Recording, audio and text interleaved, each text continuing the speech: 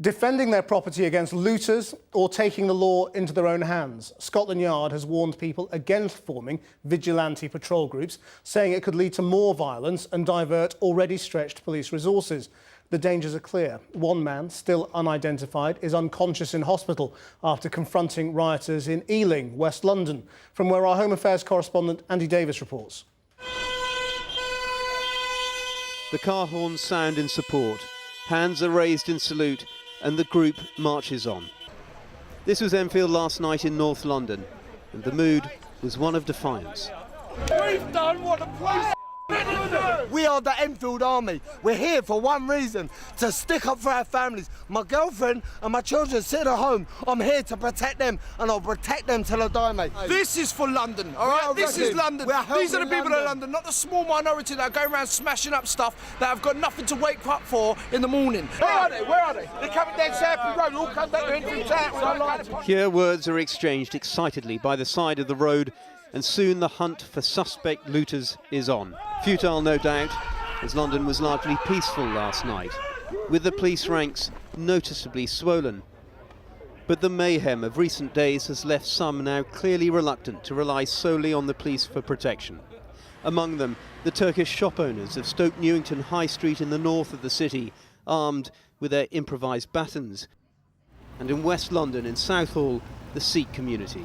They may have been caught off guard initially by the intensity of the violence in neighbouring parts of London.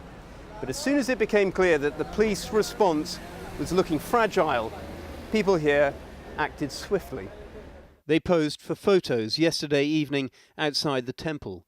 Some had swords, others hockey sticks. Several hundred volunteers came forward and mounted street patrols, again carrying swords.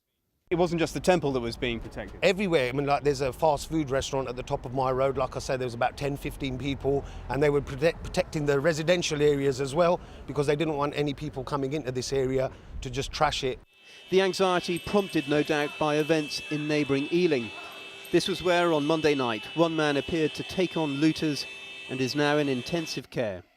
Channel 4 News understands that medics believe he was punched and then hit his head while falling to the ground. His brain is severely damaged, it's thought, and his identity is still unknown. No wallet was found on him. We're told they're calling him Patient November at the hospital. Some residents in Ealing, it's reported, have been urging others to join them in ad hoc patrols. But it's already causing the police difficulties. In Eltham, South London last night, scene of another so-called vigilante effort, 3 black teenagers on the top of this bus are targeted by a group of young white men below.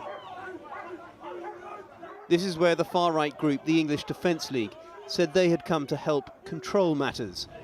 And wherever they go in numbers, the police usually follow. A further strain on resources which Scotland Yard said today it doesn't need.